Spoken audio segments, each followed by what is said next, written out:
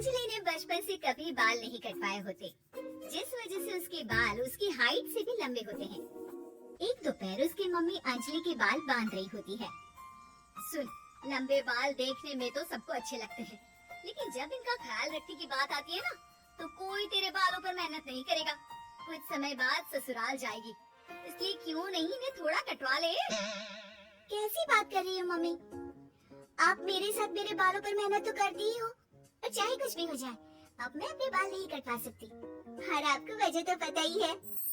अपनी बेटी को इतना खुश देखकर उसकी मम्मी आगे कुछ नहीं बोलती। इसके कुछ महीनों बाद ही अंजलि की उत्कर्ष के साथ शादी हो जाती है। तुम्हारे बाल बहुत अच्छे हैं, मेहनत साफ दिखती है। मतलब तुम भी इन पर मेहनत करने के लिए तैयार हो? अरे मुझे क्या मेहनत करनी होगी, चलो जो भी हो बता देना, गुलाम हाजिर हो जाएगा मैडम। पति की बात सुन अंजलि हंस पड़ती है। दिन बीतने लगते हैं, सब कुछ अच्छा चल रहा होता है, लेकिन सिर्फ उसी दिन तक जब तक सिर धोने की बारी नहीं आती। और वो दिन आते ही अंजलि उत्कर्ष के पास जाती है। सुनिए ना, मैं अकेले हेयर वॉश नहीं कर सकती, प्लीज हेल्प कर दो। अरे यार, आज तो बहुत इम्पोर्टेंट मीटिंग है, जल्दी ऑफिस पहुंचना है, कल कर लेना, पक्का मदद कर दूंगा। सॉरी यार। उत्कर्ष वहाँ से चला जाता है, जिसके बाद अंजलि शैम्पू की बोतल लिए सास के पास जाकर उनसे मदद मांगती है। जहाँ अंजलि की बात सुन सास जोर जोर से हंसने लगती है। बावरी हो गई है क्या? तेरे बाल धोऊंगी, जब अकेले संभाले नहीं जाते तो इतने लंबे बाल किए ही क्यों? ये कहकर सास भी वहाँ से चली जाती है। अंजलि मन ही मन सोचती है, मम्मी सही बोलती थी, तारीफ सब करेंगे, पर थोड़ी भी मेहनत कोई नहीं करेगा। अब अंजलि खुद ही हेयर वॉश करने बाथरूम में चली जाती है। इस बात को 3 घंटे बीत जाते हैं, लेकिन अंजलि बाथरूम से बाहर नहीं निकलती। सास बाथरूम का दरवाजा खटखटाती है। अरे ओ महारानी, अंदर घर बसाने का प्लान है क्या? यहाँ सारे काम पड़े हैं, तेरे बालों की वजह से हम क्या भूखे मर जाएं? सास की आवाज सुन अंजलि अगले ही पल बाहर निकल आती है, लेकिन सही तरीके से सिर नहीं धुलने पर उसके आधे बालों में शैम्पू और बाकी बालों से पानी बह रहा होता है। हाय नास पीटी, इतने घंटे लगा दिए फिर भी इन्हें ठीक से धो कर नहीं आई। अब क्या सारे घर में पानी पानी करती घूमेगी? अरे कहीं मुझे ही ना गिरा दियो। आज तक कभी अपने आप हेयर वॉश नहीं किया, हमेशा मम्मी हेल्प कर देती थी, इसलिए टाइम लग गया। अंजलि और उसके बालों से टपक रहे पानी का हाल देख सास अपनी ही जान बचाने के लिए बहू को दोबारा बाथरूम में ले जाकर उसका अच्छी तरह हेयर वॉश कर बालों का पानी निकाल देती है। अब जल्दी काम पर लग जा, और मुझे दोबारा इस घर में तेरी जुल्फों का टंटा नहीं चाहिए। सास की बात मानकर अंजलि चुपचाप काम पर लग जाती है। इसी तरह दिन बीतने लगते हैं, जिसमें अब अंजलि हेयर वॉश के लिए आधे दिन का समय लेकर अपने घर आने लगती है, पर सास को इससे भी दिक्कत हो जाती है, जिसके चलते धीरे धीरे अंजलि के लिए अपने बालों का ख्याल रखना मुश्किल होने लगता है। न तेल लग रहा है, न समय से हेयर वॉश हो रहा है, और बालों में कंघा घुमाए तो हफ्ते बीत जाते हैं।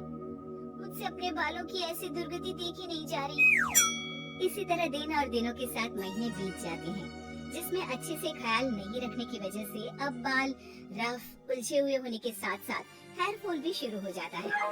अब क्या हमें अपने बालों में उलझा कर कूड़े में फेंकने का इरादा है? जहाँ देखो वहीं मैडम के बाल गिरे हुए मिलते हैं। अरे कटवा क्यों नहीं देती इन नासपीटों को? तभी उत्कर्ष वहाँ आ जाता है।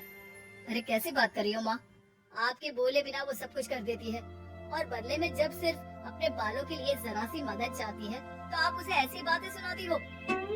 उत्कर्ष अंजलि को लेकर घर से बाहर निकल जाता है, और वो दोनों अंजलि के घर पहुँच जाते हैं। मुझे माफ करना, मैंने वादा किया था लेकिन पूरा नहीं कर पाया। अब तुम जैसा कहोगी मैं वैसा ही करूँगा। अंजलि की मम्मी उन्हें बहुत सारे घरेलू उपाय बताती हैं, जिन्हें अच्छे से समझकर दोनों घर वापस आते हैं, और अब मिलकर अंजलि के बालों को ठीक करने के मिशन पर लग जाते हैं। अरे पत्नी की सेवा में तो ऐसे लगा है जैसे इसके बालों में से खजाना निकल आएगा। इसी तरह कुछ महीने बीत जाते हैं, और धीरे धीरे अंजलि के बाल पहले जैसे हो जाते हैं। आधा सफर तो कंप्लीट हुआ, अब आधा बचा है। हाँ, कौन सा आधा? मैं समझी नहीं। मम्मी। अब अपनी मम्मी को बहू की कीमत समझाने के लिए पहले उत्कर्ष उनकी सब सहेलियों को घर बुला लेता है, और फिर अंजलि को उनके सामने लेकर जाता है। जिसे देख वहाँ बैठी सास की सभी सहेलियों का मुंह खुला का खुला रह जाता है। अरे वाह, तेरी बहू के बाल कितने सुंदर हैं। आज से पहले हमने कभी इन पर ध्यान कैसे नहीं दिया। और वैसे इतने लंबे बाल संभालना सबके बस की बात नहीं, लेकिन तुम्हारी बहू को देखकर लगता है कि ये इसमें प्रो है। वैसे बहू, लंबे बाल देवी के भी होते हैं और चुड़ैल के भी, इसलिए अपने अंतर्मन में कभी कुछ बुरा मत आने देना और इस घर के लिए लक्ष्मी का रूप बनना। अरे किस बात की, घर की आधी लक्ष्मी तो ये इन्हीं जुल्फों पर खर्चा कर देती है। सास की इस बात पर अंजलि तुरंत पैसे ले जाकर सास के हाथ में रख देती है। अब मुझे सबके सामने नीचा दिखाने के लिए पैसे दे रही है क्या? नहीं मम्मी जी, पैसे आपको इसलिए दिए हैं क्योंकि ये उन्हीं बालों की कमाई है जिन्हें आप रात दिन कोसती रहती हैं। अगर आप वो सब नहीं करती तो मेरे बाल खराब नहीं होते और ना ही मैं ये पैसे कमा पाती। हाँ? क्या मतलब है? कहना क्या चाहती हो?